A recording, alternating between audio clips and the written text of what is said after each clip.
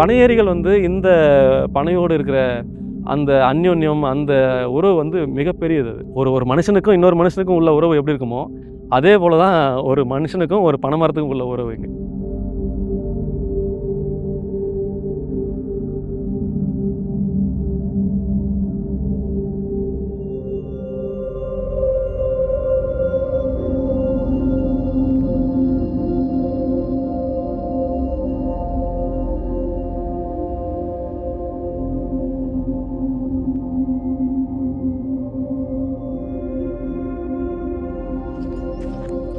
நான் பாண்டியன் பனையேறி.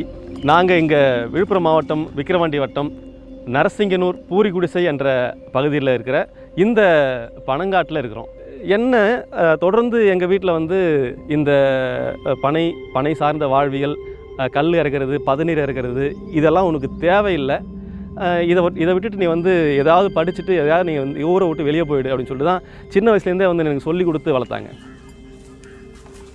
திருமணமானதுக்கு பிறகு வந்து நான் இயற்கை வழி வேளாண்மை வந்து செய்ய துவங்கினேன். 2016 நினைக்கிறேன், ஒரு பெரிய வெள்ளம் வந்துச்சு. அந்த வெள்ளத்தை தொடர்ந்து ஒரு பெரிய வறட்சி வந்துச்சு. நிலத்தை வித்தாவது நம்ம கடன் அடைக்கணும், நிலத்தை வித்தாவது நம்ம அடுத்த பொழப்பை பார்க்கணும் அப்படின்ற ஒரு சூழல் வரும்போது தான் நம்ம நிலத்தில் இருக்கிற பனைமரங்கள் வந்து நம்முடைய கண்ணில் பட்டுச்சு. எல்லாமே வறண்டு போயிருக்கும்போது, எல்லாமே காஞ்சி போயிருக்கும்போது பனைமரம் மட்டும் பசுமையாக இருந்துச்சு. நான் சின்ன வயசில் எங்கள் அப்பா மரம் ஏறும்போது பார்த்துருக்குறேன், எங்கள் தாத்தா மரம் ஏறும்போது பார்த்துருக்குறேன், என் தம்பி மரம் ஏறும்போது பார்த்துருக்கேன் நான். ஆனால் நான் மரம் ஏறினதில்லை. 2018ஆம் வருஷம் தான் முறையாக நான் மரம் ஏறுறேன். என்னுடைய 38வது வயசில். 38 வயசில் நான் போயிட்டு யார்கிட்டையாவது போயிட்டு மரம் ஏறி கற்றுக் கொடுங்க சொல்லிட்டு கேட்டோம்னா அது எனக்கும் ஒரு கூச்சமாக இருந்துச்சு. சொல்லி தருவாங்களா அப்படின்ற ஒரு ஐயமும் இருந்துச்சு. அப்போ என்னுடைய முன்னோர்கள் அந்த பனை இதுதான் என்னை வழி நடத்துச்சு. எனக்கு அதுதான் சொல்லி கொடுத்துச்சு. இப்போ அப்படி ஒரு கற்றலோடு இந்த பனை வாழ்வியலுக்குள்ளே வரேன்.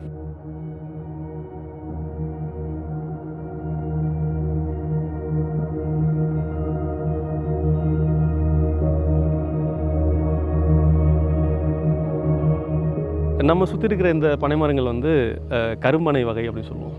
இப்போ இதில் தான் நம்ம இந்த பதநீர், கல் இதெல்லாம் வந்து நம்ம எடுக்கிற மரமாக இருக்குது. இதுக்கு இன்னொரு பேர் வந்து டோடி பாம்புன்னு சொல்லுவாங்க, கல் இறக்கிறதால. பனைமரங்கள் வந்து எந்த விதமான நீங்கள் தண்ணி பாய்ச்ச தேவையில்லை, நிலத்தடி நீரை உறிஞ்ச தேவையில்லை. விதை நட்டால் போதும், இல்லை வந்து விதையை தூக்கி போட்டால் போதும், அது முளைஞ்சி அதுவாக வளர்ந்துக்கும். அது வளர்ந்து 15 வருஷம் கழித்து அது வந்து பூக்க ஆரம்பிக்குது. பனைமரங்கள் பூக்க துவங்கிறது வரைக்கும் அது வந்து ஆண் மரமாக பெண் மரமானு வந்து நம்ம வந்து பார்க்க முடியாது. இப்போது ஆண் பனை வந்து பூ பூக்கும், பெண் பனை காய் காய்க்கும். அந்த காய் தான் நுங்கு ஆகும், நுங்கு தான் வந்து பழமாகும், பழம் தான் விதையாகி பனங்கிழங்காக மாறும்.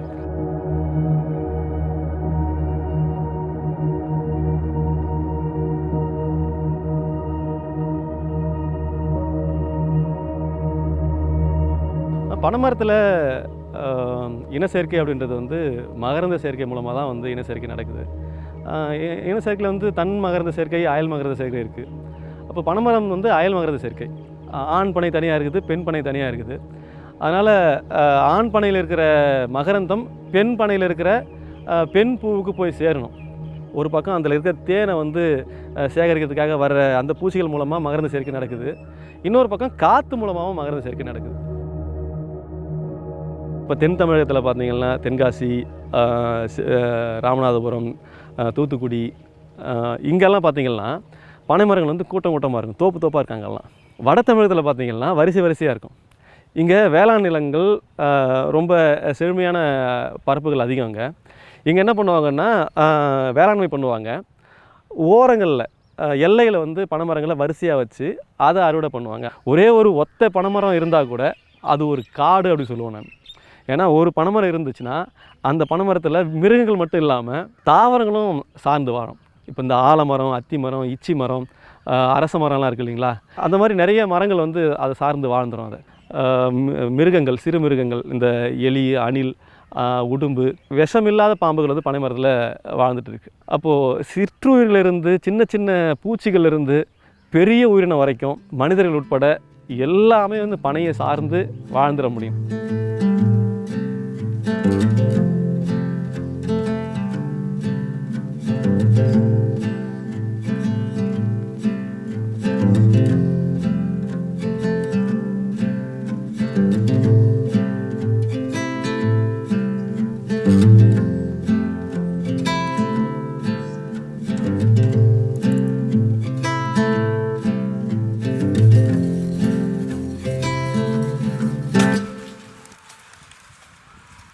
எந்த மரத்தில் பதநீர் இறக்கணும், எந்த மரத்தில் கல் இறக்கணும், எந்த மரத்தில் வந்து பனம் நுங்குக்காக விடணும், எந்த மரத்தை பனம் பழத்துக்காக விடணும், விதைக்காக எந்த மரத்தை விடணும் அப்படின்ற எல்லா அறிவுமே வந்து தலைமுறையாக கடத்தப்பட்டு வருது. இப்போது கல் பதநீர் அதிகமாக வடிகிற மரங்கள் இருக்கும். அந்த மரங்களில் மட்டும்தான் நம்ம வந்து கல்லையும் பதநீரும் இறக்குவோம். நுங்குக்காக எதை விடுவோம்னா மணிக்காயும் சொல்லுவோம். அதோடைய ஓடு சின்னதாக இருக்கும், உள்ளே இருக்கிற நுங்கு பெருசாக இருக்கும். இப்போ அந்த மரத்தை மட்டும்தான் நம்ம நுங்குக்காக விடுவோம். இப்போ அதை அந்த காயை நம்ம வெட்டும்போது ரொம்ப எளிமையாக நுங்கு உள்ளேருந்து வெளியேற்ற முடியும். நான் வந்து ஒரு நாளைக்கு வந்து சாலிடாக பார்த்தீங்கன்னா 20 மரம் ஏறுவேன். ஒரு நாளைக்கு இந்த தடவை ஒரு வேலைக்கு காலையில் ஏறணும். காலையில் ஏறிட்டு பனை மரத்தில் ஏறி பாலை சீவிட்டு கல் இறக்கின்னு வந்துடுவேன். திருப்பி மதியம் அதே 20 மரத்தை ஏறணும். திருப்பி ஈவினிங்கு அதே மரத்தை 20 மரத்தையும் ஏறணும். ஆக ஒரு நாளைக்கு 60 மரம் பனை மரம் ஏறும்போது பார்த்திங்கனாக்கா இது பெட்டி, இது வந்து வடக்கயிறு சொல்லுவோம், இது வந்து கால் கயிறு இல்லை தலைக்கயிறு சொல்லுவோம். இதை போட்டுட்டு இப்படி மரத்தில் போட்டு பூட்டிட்டு நம்ம பனையை ஏறும்போது ஃபஸ்ட்டு இதை காலில் போடுவோம். காலில் போடும்போது பார்த்திங்கனாக்கா அந்த காலில் ஒரு தழும்பு இருக்கும். அது செம்மையாக வலிக்கும். ஏறும்போது வந்து நிற்க முடியுது, மரத்து மேலே ஏறும்போது வலிக்கும். இந்த நரம்பு ஃபுல்லாகவே வலிக்குங்க. அதை வலியை பொறுத்துட்டு தான் நம்ம மரம் ஏறணும். கையை இப்படி ஊனிட்டு இப்படி பனை மரத்தை ஸ்டெப் போட்டு ஏறும்போது இந்த கையெல்லாம் பாருங்கள் எப்படி காய்ச்சிருக்குது, காய்ச்சிரும். கை ஃபுல்லாக இது வந்து வலிக்கும். கல் இறக்குறது நுங்கு வேட்டதாக இருந்தாலும் இவ்வளோ ஒரு கடினமாக உழைப்பிலேருந்து தான் இதெல்லாம் நம்ம வந்து பெறோம். இப்போ எங்களை மாதிரி கற்றுக்குட்டிங்களாம் ஒரு நாளைக்கு ஏறனா எப்படி இருந்தாலும் குறைஞ்சது ஒரு 5 சொட்டு ரத்தனாச்சு கீழே விட்டு தான் வரணுமே. 5 சொட்டு ரத்தம் எப்படி இருந்தாலும் இப்போ கூட இந்த அடிபட்டுச்சு இங்கே. அதே போல் கால் கொஞ்சம் இந்த கால் கொஞ்சம் கிரிப் இல்லைன்னா சரி கூட்டுற மரம். எனக்கு நிறைய வேலை இருக்குது. எனக்கு வேலை இல்லாமலாம் வந்து இந்த வேலை செய்யல. நான் கேட்ரிங் படித்தேன், எஸ்ஆர்எம் கேட்ரிங் படித்தேன். எங்கள் ஐடிஐ நடராஜில் வந்து ஐடி வந்து எலக்ட்ரிஷியன் படித்தேன். அப்புறம் வந்து ஆந்திராவில் போய்ட்டு வெல்டிங்குக்கு வந்து வேலை செஞ்சு கற்றுக்கினாங்க. ஆனால் என்ன ஒன்றுனா இந்த மரம் ஏறது எனக்கு பிடிச்சிருக்குது. ஏன்னா நம்மளுக்கு இப்போ நான் தான் ஓனரு, நான் வைக்கிறது தான் உனக்கு வந்து சட்டம். மற்றபடி வந்து பனை மரம் நம்மளை எப்பவுமே கைவிடாது, அவ்வளோதான். பனை ஏரிகள் வந்து அவங்க மரம் ஏறி கல்லோ இல்லை பதநீரோ இறக்கி கொடுத்துருவாங்க. அவங்களுக்கு வேறு வேலை நம்ம தரமாட்டோம். ஏன்னு கேட்டிங்கன்னா பனையிறதை தாண்டி மற்ற எந்த வேலை செஞ்சாலுமே அவங்களுக்கு உடம்பு ரொம்ப டயர்டாகிடும். அவங்க இறக்குற பதநீரில் வந்து நான் கொஞ்சம் கூட வேஸ்ட் ஆகவே மாட்டேன். உடனே பதநீர் காய்ச்சி கருப்பட்டி ஆக்கிடுவோம். நாங்கள் அதை பொருள் நம்ம உற்பத்தி பண்ணி வச்சுக்குவோம். எப்பயா இருந்தாலும் அது நமக்கு விற்பனை ஆகிடும். எங்களுடைய பங்கு வந்து கருப்பட்டி காய்ச்சிற விஷயம், கருப்பட்டி நம்ம விற்பனை பண்ணுறது, எந்த மாதிரி மக்களுக்கு கருப்பட்டி கொடுக்கணும், எந்த அளவுக்கு தரணும். எனக்கு வருஷம் ஃபுல்லாக 10 கிலோ வேணும்னு கேட்பாங்க. நாங்கள் தரவே மாட்டோம். கிலோ கணக்கில் கேட்குறவங்களுக்கு கருப்பட்டே கிடையாது நம்ம இடத்த பொறுத்த வரையும். பொருளாதாரம் இருக்கிறவங்க மட்டுமே அதை வாங்கிட்டு போய் அதை வேஸ்ட்டு பண்ணுறது, நான் செய்கிற வேலைக்கு வந்து எங்களை அசிங்கப்படுத்துகிற மாதிரி ஒரு விஷயம்.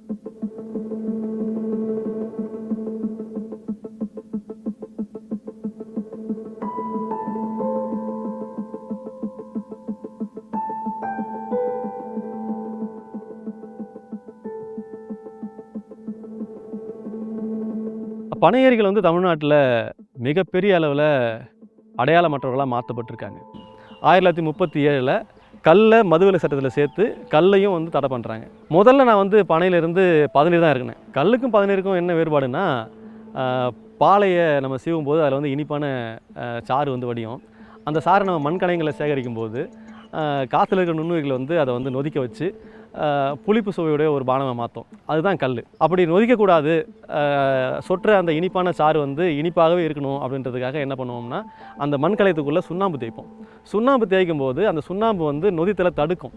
அதுக்கு பேர் தான் பதநீர். இந்த ஊரில் பதநீர் இறக்குனாலே காவல்துறையிலேருந்து வந்து கைது செய்து ரிமாண்ட் பண்ணுற ஒரு பழக்கம் இருந்துச்சு.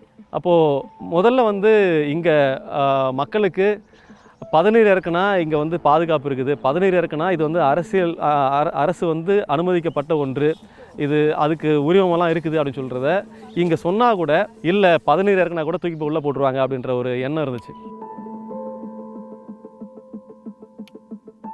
அப்போ அதை முதல்ல மாற்றணும். அப்போ நாம் முதல்ல பதநீர் இறக்கணும். நம்ம நேராக ஸ்ட்ரெயிட்டாக கல்லுக்கு போனோம்னா அதனால் வர பிரச்சனைகளை நாமளே முதல்ல வந்து அதை சமாளிக்க முடியாது. நம்மளுக்கு நம்ம ஊரில் வந்து ஒரு விஷயம் அது மாதிரி ஒரு சங்கமாகவோ ஒரு இயக்கமாகவோ ஒரு கூட்டமாக இப்போ ஏதோ ஒன்று ஆரம்பிக்கும் அப்படின்னு ஒரு 2 நாள் கூட்டம் போட்டோம். அந்த 2 நாள் கூட்டத்தில் கொஞ்சம் பெரிய ஆட்களோ இல்லை தெரிஞ்ச மக்களோ இல்லை பனைக்காக வேலை செய்கிற மக்களோ வந்து கலந்துக்கிட்டாங்க. கலந்துக்கினப்ப அதில் ஒரு சில பேர் வந்து இந்த ஊர் வந்து நுங்கோ பதநீரோ எங்களுக்கு மட்டும்தான் கொடுக்கணும் அப்படின்ற மாதிரி சொன்னாங்க. கிட்டத்தட்ட நம்ம ராமநாதபுரம் மாதிரியோ மற்ற இந்த மாவட்டம் மாதிரியோ அவங்க வந்து குத்து எடுக்கிறாங்க, ஊரை குத்து எடுக்கிறாங்க. எங்களோட விஷயம் என்னன்னு கேட்டால், நான் இறக்குற கல்லை நான் தான் விற்பேன், நான் வெட்டுற நுங்க நான் தான் விற்பேன், நான் இறக்குற பதநீரோ கருப்பட்டியோ காய்ச்சறதோ நான் தான் விற்பேன். எனக்கு நடுவில் இடைத்தரகர் வேணாம். நமக்கான ஒரு போராட்டத்தை வடிவமைக்கணும்னா நமக்கான ஒரு இயக்கம் தேவை. அது பனையேறிகளால் கட்டமைக்கப்படணும், பனையேறிகளை அதை வழிநடத்தணும் அப்படின்ற ஒரு இடத்துக்கு வரும்போது தான் தமிழ்நாடு பனையேறிகள் பாதுகாப்பு இயக்கம் அப்படின்றத வந்து பூரிகுடிசையில் முதல்ல வந்து நம்ம துவங்குறோம்.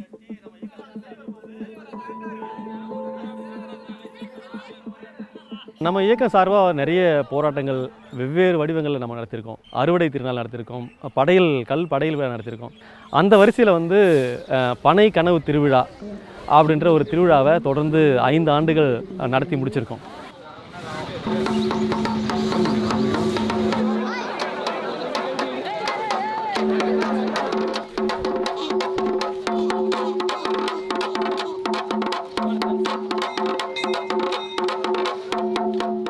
இந்த பனை கனவு திருவிழா எதுக்காகனா, பனையிலேருந்து கிடைக்கக்கூடிய பொருட்களை பொதுமக்களுக்கு கொண்டு போகணுன்றதுக்காகவும், பொதுமக்களுக்கும் பனையேறிகளுக்கும் உள்ள உறவை அதை வந்து ஒன்று சேர்க்கணும், அவங்க ஒரு பலப்படுத்தணும் அப்படின்றதுக்காகவும் தான் இந்த பனை கனவு திருவிழாவை வந்து நம்ம வந்து தொடர்ந்து செஞ்சிட்ருக்கோம். இப்போ பல போராட்டங்களை வந்து செய்து பனையேறிகளுக்கான உரிமைகளை இல்லை பனையேறிகளுக்கான ஒரு பாதுகாப்பை வந்து இங்கே வந்து உறுதிப்படுத்தணும்.